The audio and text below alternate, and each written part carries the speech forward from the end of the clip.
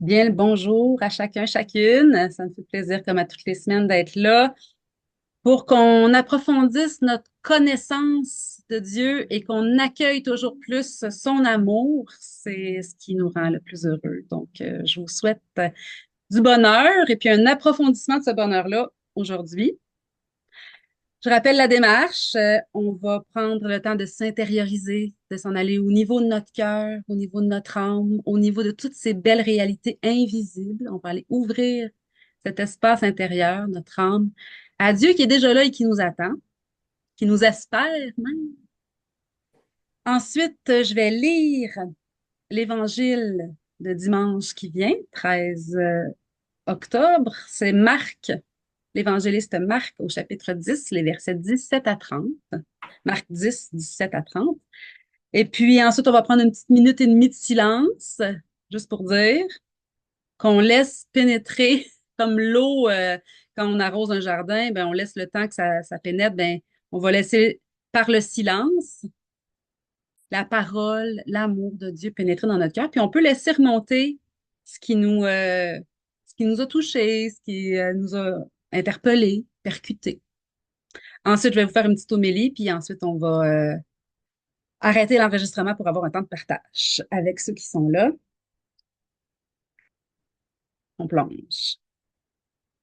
Au nom du Père, du Fils et du Saint-Esprit. Amen. Tu es là, Seigneur, et tu nous attends, tu nous espères. Nous sommes plus que deux ou trois réunis en ton nom. Nous sommes là ensemble à t'accueillir, te reconnaître. Merci d'être là, d'assouplir notre âme, notre esprit. Dispose nos cœurs toi-même. Merci Seigneur de venir nous disposer le cœur et l'âme pour accueillir ton amour, ta présence, ta lumière.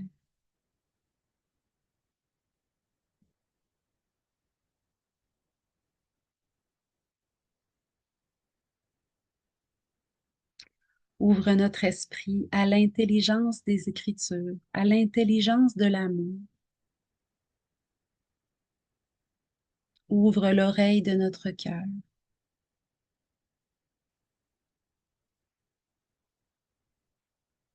Et je te demande, Seigneur, de venir changer nos vies pour le mieux.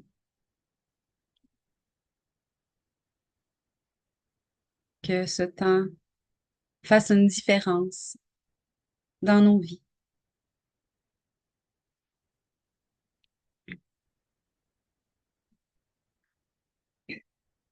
En ce temps-là, Jésus se mettait en route quand un homme accourut et, tombant à ses genoux, lui demanda, Bon maître, que dois-je faire pour avoir la vie éternelle en héritage?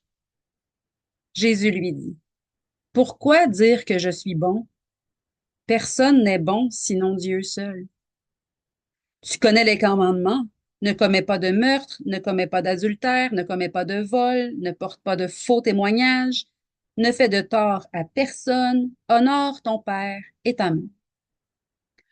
L'homme répondit, Maître, tout cela, je l'ai observé depuis ma jeunesse. Jésus posa son regard sur lui et il l'aima. Il lui dit, Une seule chose te manque. Va, vends ce que tu as et donne-le aux pauvres. Alors tu auras un trésor au ciel. Puis viens, suis-moi. Mais lui, à ces mots, devint sombre et s'en alla tout triste, car il avait de grands biens. Alors Jésus regarda autour de lui et dit à ses disciples, Comme il sera difficile à ceux qui possèdent des richesses d'entrer dans le royaume de Dieu. Les disciples étaient stupéfaits de ces paroles. Jésus, reprenant la parole, leur dit, Mes enfants, comme il est difficile d'entrer dans le royaume de Dieu. Il est plus facile à un chameau de passer par le trou d'une aiguille qu'à un riche d'entrer dans le royaume de Dieu. De plus en plus déconcertés, les disciples se demandaient entre eux, Mais alors, qui peut être sauvé? Jésus les regarde et dit, pour les hommes, c'est impossible, mais pas pour Dieu, car tout est possible à Dieu. Pierre se mit à dire à Jésus, voici que nous avons tout quitté pour te suivre. Jésus déclara, Amen, je vous le dis, nul n'aura quitté à cause de moi et de l'Évangile une maison, des frères, des sœurs, une mère, un père, des enfants ou une terre, sans qu'ils reçoivent en ce temps déjà le centuple.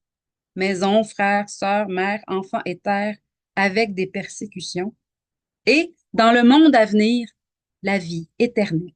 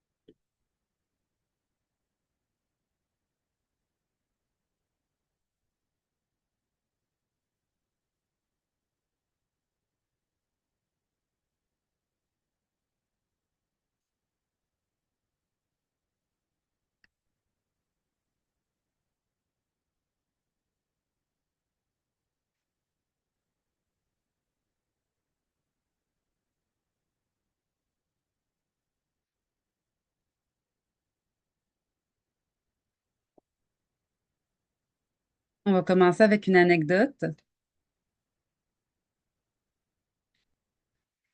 Quand j'étais petite, puis j'étais pas vieille, je devais avoir moins de 8 ans. D'après moi, là, 7 ans, 6 ou 7 ans. Un matin, au petit déjeuner, j'ai demandé à ma mère, comment ça donc, Jésus a dit que c'est plus facile à un chameau d'entrer par le trou d'une aiguille qu'à un riche dans le royaume de Dieu?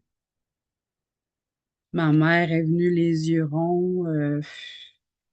Puis je me rappelle que ça l'avait déconcertée, ça l'avait fait sourire, ça l'avait... puis qu'elle avait baragouiné une petite réponse, là. Mais elle a dit, je reviendrai avec ça. Eh bien, ma mère, à cette époque-là, elle s'était mise à... On habitait pas loin de l'église paroissiale, puis elle s'était mise à aller à la messe tous les jours à cette période-là,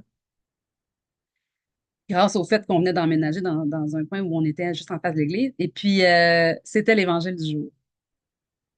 C'était l'évangile qu'on vient de lire. C'était l'évangile de ce jour. Il n'y a pas de, hein? Il n'y a pas de hasard. Moi, je ne crois pas au hasard. Je crois à la providence. Je crois à la providence.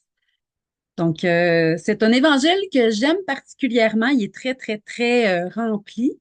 Rappelons-nous que quand on lit la parole de Dieu ou quand on entend la parole de Dieu, puis je vais aller plus loin, là, mais, et que ce qu'on reçoit, c'est pas de l'amour, c'est autre chose, ben peut-être qu'on interprète mal. C'est important de comprendre, OK, Seigneur, tu m'aimes, puis parce que tu m'aimes, tu me dis ça. Comment je peux faire pour accueillir ton amour? Qu'est-ce que j'ai à me délester pour pouvoir avoir de la place pour accueillir ton amour? C'est ça le mais. Et quand, je dirais même que quand dans nos vies, on ne perçoit pas qu'il y a de l'amour dans qu'est-ce qu'on vit, on a aussi peut-être à changer notre interprétation, à ajuster comment je peux voir que c'est une bénédiction ce qui m'arrive? Comment je peux voir que c'est un cadeau? Très mal emballé souvent, quelquefois, mais en quoi c'est un cadeau? En quoi c'est une bénédiction ce qui m'arrive? Ça change. C'est passer de la négativité à la positivité. C'est passer de la susceptibilité à la croissance. C'est, c'est, c'est passer de la méfiance à la confiance. Au lieu de prendre les choses contre soi ou pour s'écraser, ben on demeure ouvert à, c'est ça, à de la croissance. Comme quand Jésus parle de je suis la vigne, mon père est le vigneron, vous êtes les sarments, vous êtes les branches. Puis quand une vigne porte du fruit, on l'émonde, on enlève.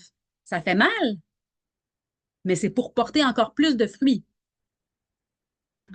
Donc,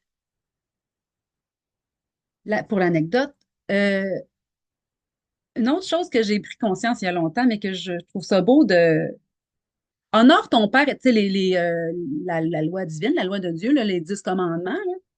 C'est ça que dois-je faire pour avoir le royaume de Dieu en héritage? Ben, tu connais la loi. Ah, puis avant, euh, bon maître. Pourquoi dis-tu que je suis bon? Puis probablement que la racine, c'était vraiment au niveau de la sainteté, au niveau de la perfection, au niveau de la. Probablement que le mot à la racine, en hébreu, le jeune homme, bon, on ne le dit pas dans cet évangile-là qui est jeune, mais dans une autre traduction, dans un autre évangile, on dit qu'il est jeune. C'est l'histoire du jeune homme riche, n'est-ce pas? Euh, euh, donc, c'est ça. Pourquoi dis-tu que je suis bon? Pourquoi dis-tu que je suis bon? Dieu seul est bon. Et pour toute la suite, c'est utile de se rappeler que à Dieu les manœuvres impossibles. Nous, là, on peut faire juste notre possible. Il nous est pas demandé autre chose que notre bonne volonté, notre oui, notre ce dont on est capable. Humainement, on n'est pas Dieu. Mais si on laisse Dieu, ou pas si, quand on laisse à Dieu plus de place, ben là, à ce moment-là, l'impossible devient possible.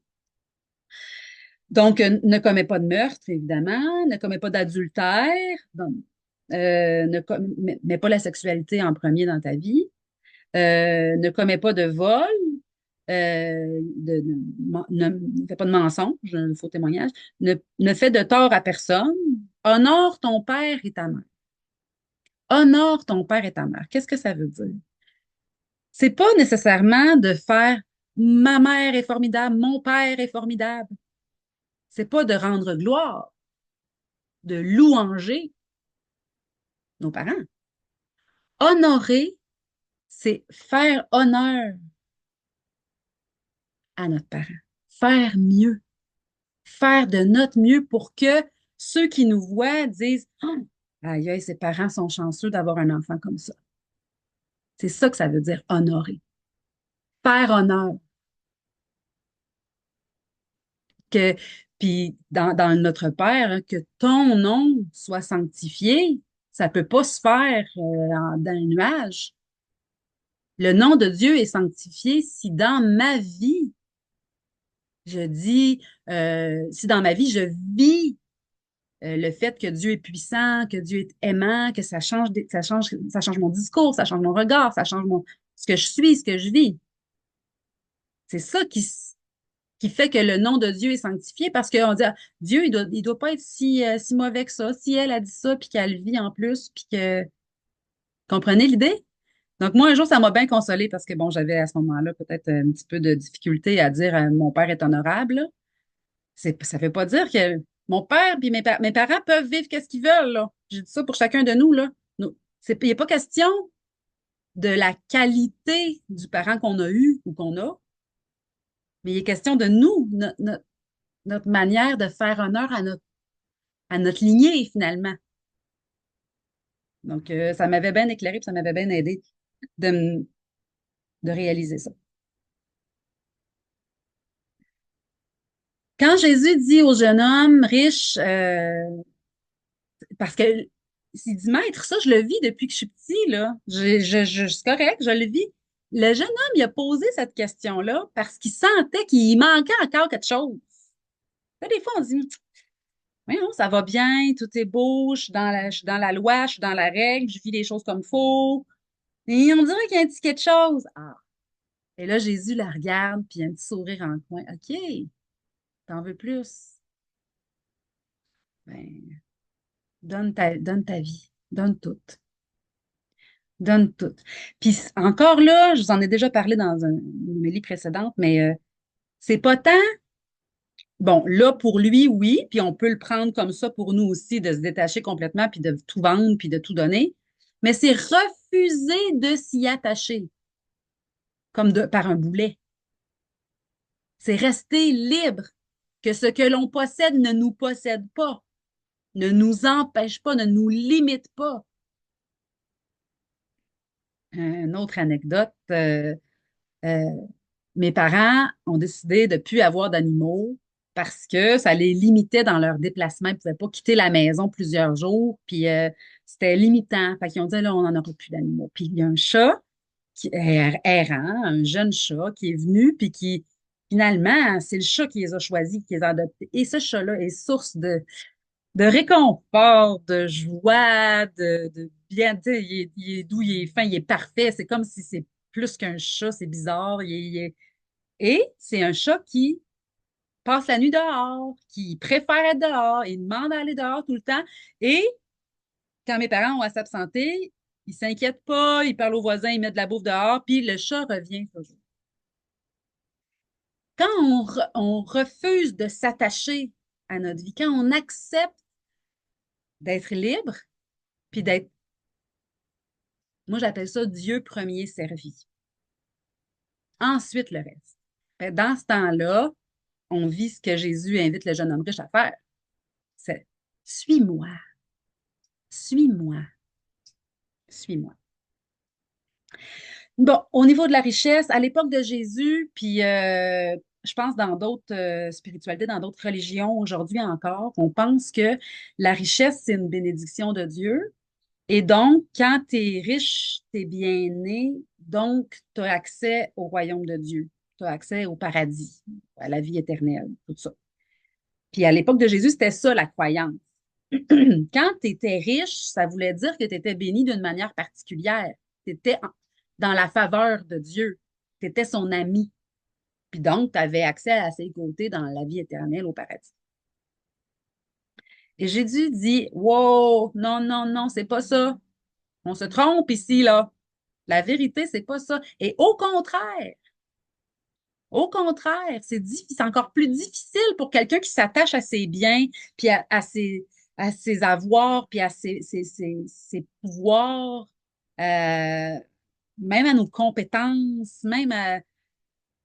quand on s'attache à quelque chose, puis qu'on en fait euh, la première raison de nos pensées le matin, puis notre première préoccupation dès qu'il arrive quelque chose, c'est un signe.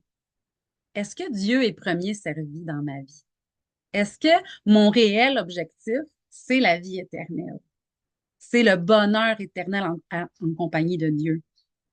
Bon, on a tous des saisons, on a tous des... Puis même dans la même journée, on peut avoir des marées, mais on peut, tu sais, il y a des tempêtes, tout ça dans nos vies, là. C'est pas constant. Humainement, c'est impossible d'être constant euh, dans ça, mais régulièrement de se le rappeler, hey, c'est vrai, Seigneur, c'est bien plus important. Puis tu sais, c'est délicat ce que je vais dire là, mais entre autres, au jour de l'an, quand on souhaite la santé, bien sûr, bien sûr, on souhaite la santé à tout le monde, évidemment, mais pas la santé avant tout, l'amour avant tout. Parce que si on tombe malade, là, puis qu'on avait mis toute notre espérance dans la santé, puis que là, on ne l'a plus, la santé, là, il y a moyen de cracher profond, d'être malheureux, puis d'être dépressif à cause de la maladie. Mais si je me dis, je mets l'amour en premier, puis à ce moment-là, ben, j'aimerais ça être entourée d'amour, puis je vais traverser la maladie plus facilement si je suis entourée d'amour, puis si je continue d'aimer, puis si les personnes qui me soignent, je les regarde avec amour, puis je suis dans la gratitude, puis je leur dis merci, ça va alléger mes journées. L'amour en premier, puis la santé, puis le bonheur, puis le succès dans tes études, bien sûr, tu sais, mais l'amour en premier. Dieu premier servi. Dieu premier servi. Et encore là, je reviens à bon maître. À la fin, Jésus dit, Pierre, il demande, mais alors, qui va être sauvé si ceux qu'on croit être bénis de Dieu d'une manière spéciale sont même pas nécessairement sauvés parce qu'ils sont riches? Qui va être sauvé? Parce que c'est difficile pour tout le monde de se détacher de nos biens, puis de ce qu'on avait mis, notre travail, notre business, notre famille, tu sais, c'est mettre Dieu en priorité, même par rapport à une personne qu'on aime le plus. Même là, puis c'est comme surtout là, en fait. Jésus répond, c'est impossible pour l'homme. C'est impossible pour l'homme d'entrer dans le royaume des cieux par, nos, par notre mérite, parce que j'ai réussi à me détacher de mes biens, là, puis parce que j'ai réussi à... Pas ça. À lui le règne, la puissance et l'honneur. À lui. C'est lui qui est capable. Puis si on réussit, merci mon Dieu, il me semble que je suis plus libre qu'avant par rapport à telle affaire. Ah oui, c'est le fun, merci mon Dieu. C'est lui qui est bon. C'est lui qui est capable. C'est lui qui est... pour les hommes, c'est impossible, mais pas pour Dieu, car tout est possible à Dieu. Tout est possible à Dieu, pour autant que c'est ce qui est le meilleur, selon lui. Parce que selon nous, c'est pas toujours la même réalité. Personne n'aura quitté à cause de moi et de l'Évangile. Évangile, c'est quoi que ça veut dire, ce mot-là? Bonne nouvelle. L'Évangile, c'est comme de la bonne nouvelle, Dieu est amour, il nous sauve. C'est ça, c'est ça l'Évangile. Dieu est amour et il nous sauve pour nous avoir avec lui dans la vie éternelle, pour son grand festin des noces de l'agneau.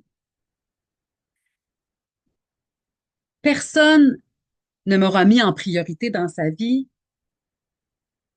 Euh, Puis là, il précise, hein? Maison, frère, sœur, mère, père, enfant, une terre ou une business, parce qu'à l'époque, c'était ça. Si tu avais une terre, c'était ça, ton entreprise, ton champ, ta vigne, ton verger. Si tu avais une terre, tu avais une business finalement. Donc, maison, frère, sœur, mère, père, enfant, terre, sans qu'ils reçoivent en ce temps déjà le centuple. Et j'ai pour témoin des gens qui ont tout quitté pour suivre Dieu, qui sont partis d'une maison reprise de finances, qui l'eau rentrait dans la maison. Ça avait coûté une bouchée de pain, cette maison-là. Puis c'était beaucoup pour eux à l'époque parce qu'il n'y avait rien. Et aujourd'hui, c'est un manoir, un château, que dis-je, une villa. Puis c'est grâce à Dieu. Tout grâce à Dieu. Grâce à Dieu. Grâce à Dieu, le fait qu'ils soient en santé encore pour s'occuper de ce château-là. Grâce à Dieu.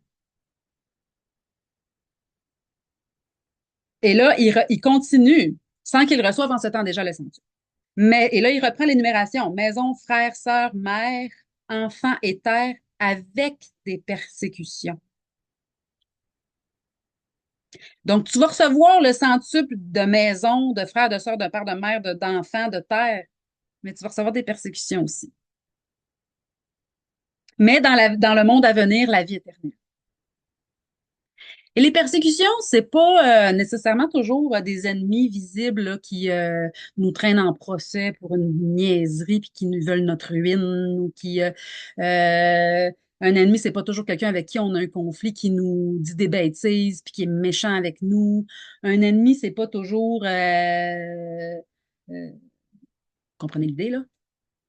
Souvent c'est à l'intérieur de nous un manque de confiance en soi, un manque d'estime, euh, un ennemi, c'est ce qui nous fait une jambette dans notre bonheur au quotidien, là, ce qui nous fait tomber dans notre foi, dans notre espérance et dans notre charité. C'est ça l'ennemi. L'ennemi, il veut pas qu'on soit heureux. Donc, c'est tout ce qui nous sépare de Dieu, finalement. Le mot qu'on a longtemps utilisé pour dire ce qui nous sépare de Dieu, c'est péché. le mot péché. Mais la traduction, la définition, c'est ce qui nous sépare de Dieu. Et dans l'étymologie du mot péché, c'est qui rate sa cible. Donc, c'est un, un comportement qui rate sa cible. Notre cible, c'est d'être heureux, donc d'être proche de Dieu. Et le péché, ben, c'est un comportement qui nous fait rater notre véritable objectif, être heureux, proche de Dieu. Aimer, être aimé.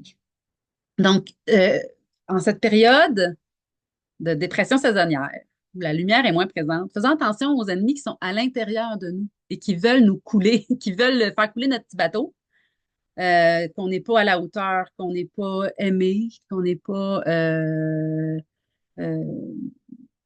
nommé toutes Faisons attention aussi peut-être aux mots des mots MAUX, les mots, les bobos, des mots qu'on utilise. J'en peux plus, ça c'est assez, c'est ben trop, c'est jamais, c'est toujours, même s'ils sont juste dans notre tête et qu'on les verbalise pas, c'est un peu poison, ça.